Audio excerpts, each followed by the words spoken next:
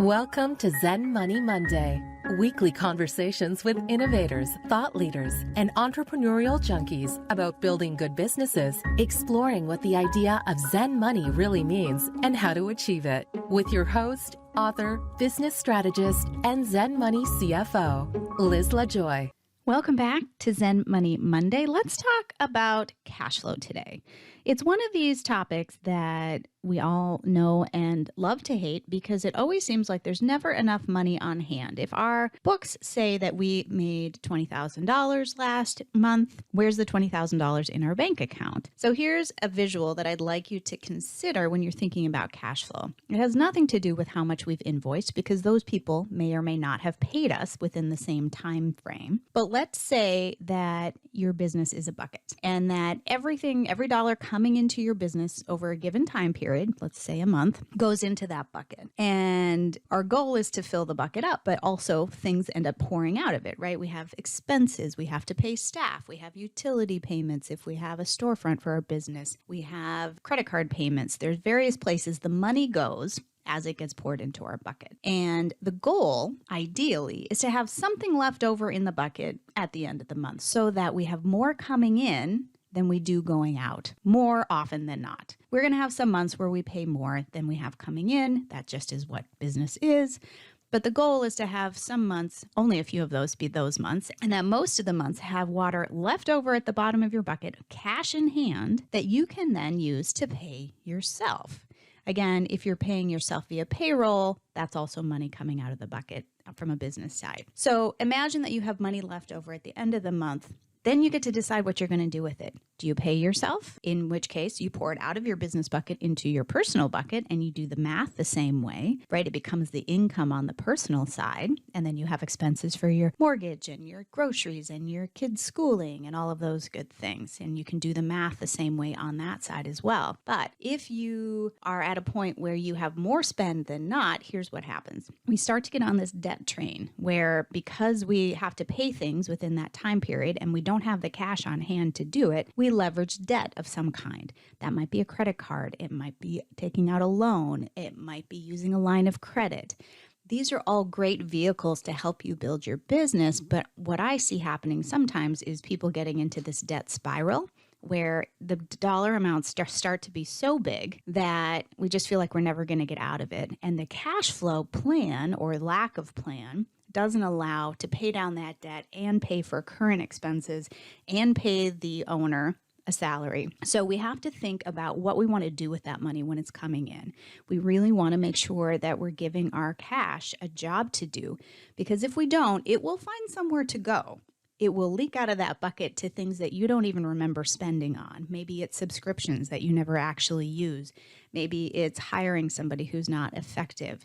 Maybe it's who knows what. There's all kinds of things we can spend money on. But at the end of the day, I don't want you caught short and unable to pay yourself, which is what we were talking about in the last episode. So consider making sure that all of the different areas of your business are taken care of with the cash that's coming in. And, there's two ways to deal with this. We can increase the amount of cash coming in. That's always the easiest way to deal with these things. But if we don't get a handle on our spending so that we know where our dollars are going, and I don't mean this in terms of having to be super, super frugal necessarily, I just mean the more aware you are of where your dollars go and how much impact that spending is having, the more you're going to be much more conscientious and aware of where the water is getting poured out. Because if we pour it all out into business spend that might not actually be growing your business, that leaves very little to nothing left over for you to pay yourself. And then we start to wonder what all the hard work is for. I've seen people grow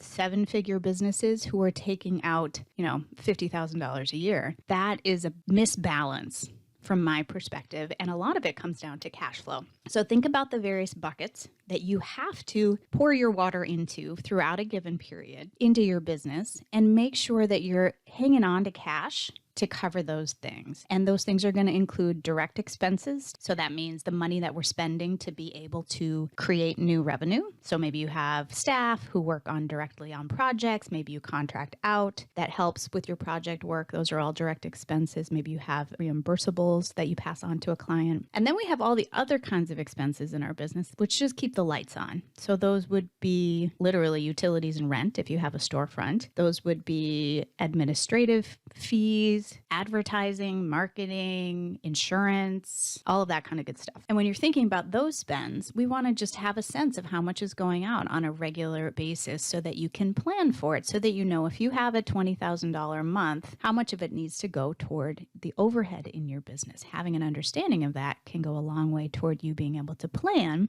what to do with your cash when it comes in. And it's not just sort of flying out the door without you being aware of it. The other buckets I want you to consider from a give your money a job to do standpoint are building a cash buffer. It is really lovely to be able to know that you have enough cash on hand in the business that you're keeping on hand that allow you to cover expenses, baseline expenses for 3 to 6 months, right? That's a really good feeling knowing you're sitting on cash. That doesn't work for some people. Some people work better if they actually have less cash on hand, but having something to ride out a low month, if there isn't enough revenue, then you've kept water in your bucket to cover the next month's expenses is a pretty handy place to be. And then of course, outside the business, we have your tax liability to take care of at some point, and we have your obviously personal cash needs. So we don't want to lose track of those either, right? So we don't want to take out too much money from the bucket so there isn't anything left in the bucket to pay the business expenses. We also don't want to spend everything in the business so there's nothing left over for you. And thinking about allocating certain amounts of the cash coming in toward these different pieces of your financial puzzle can really help you get a handle on managing your cash flow better. So a lot of people say, well, that's great, but I'm always behind. How do I catch up? I can guarantee that there are places in your business where you could cut spending, even for a short amount of time, to help you start to build up that cash buffer and get in the habit of saying, instead of spending every last red cent in my checking account right now, or looking at it and saying, ooh, I've got an extra few $1,000s, I'm going to go do something new. You could decide to keep those few $1,000s in your account. You could put it into a savings account and set it aside for future taxes. You could use that few $1,000s to start paying down your credit card balance sooner. Those are all things you could do with those few $1,000s. So if you end up with extra money at the end of any given month, ask yourself where it's going to be best and most useful for you. Some months that may be, you know what, I'm going to take this extra few $1,000s and I'm going to put myself in a room with new prospective clients, right? That's worth it to me to do that right now. Some months you may say, you know what, I'm going to pay down debt a little bit more quickly. And then you may come up with plans that allow you to squirrel away a little extra money, month over month to help build up that cash buffer. It doesn't seem possible, but I tell you, $20 here and $50 there goes a long way if we don't feel the need to spend it immediately. And I know not everybody is wired this way. I have clients who are extremely frugal, and I have clients who are really addicted to the spend. And so knowing who you are and how you function is the important first step. So if you are used to walking that line very, very tightly, you're on that debt roller coaster. I'm not saying anything negative to make you feel bad about yourself. It's a very easy place to get to. I just know that most people who live in that space carry a lot of underlying anxiety around that debt and feeling like it's never going to get paid off. Managing and monitoring your cash flow at a granular level can help you take steps in that direction in a really positive way. And the more you do it, the more you start to become addicted to the saving and to the paying off things, just as much as we get addicted to actually spending on things. And it helps us be way more pragmatic about where the money is going in our business, because there's only a finite amount. Again, we can go and double our revenue. Yay, that's fun. And sometimes we have additional spend that goes with that. But wouldn't it be more fun to double our revenue and then actually be able to double or triple what we get to take home? This is where looking at cash flow can really make a difference. And if you want a really, really granular way of doing this, here's how financial people do this.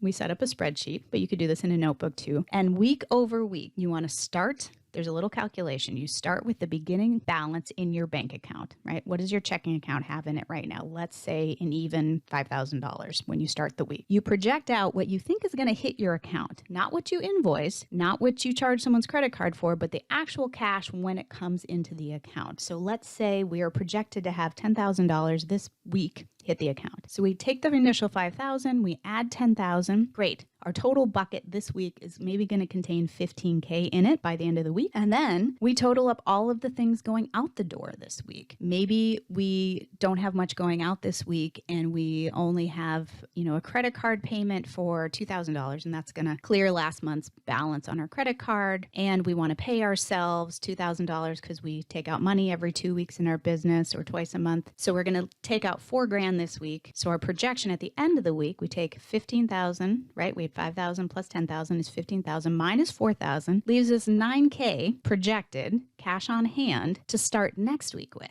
And then in the next column, we bring the $9,000 up to the top of the next column. That's what we're going to project to start next week with. We add in what we think is going to hit the following week. We subtract out what we know is going to go out the following week. And we look at the total again. And we can do that week over week out even, some people like to project out 6 months, although really anything over, say, 13 to 14 weeks starts to get a little bit muddy. But when you do that, you can really start to key in and target timeframes where you might be really low on cash and go, oh, that's too low, right? I want to keep a balance of X thousands of dollars in my business checking just as a buffer, because I never want to get down to zero. If that's the case, and I see that 4 weeks out, we're going to dip down to like $1,000 or $2,000, and that's not going to feel great. And I'm not entirely sure about all the income coming in, but I know that the expenses are going out. That allows us to say, oh boy, I need to do something to get in some more cash. Maybe I can get clients to pay us early. Maybe I can bring on a couple more clients. We can work on onboarding and getting some extra cash on hand. That model, that version of templating your cash flow and forecasting it out allows you to get very granular and never get caught short when you least expect it. So I hope that very brief synopsis is helpful for you when you're thinking about your cash flow and your cash flow management. If you want to dig into this a little bit more, join us on our new